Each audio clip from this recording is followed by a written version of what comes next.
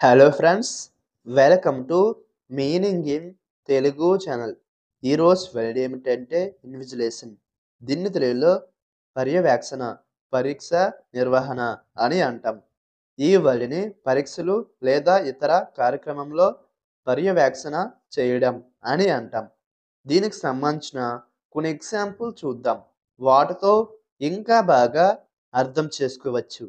For example, ఫస్ట్‌ది the professor took charge of invigilation during the final exams.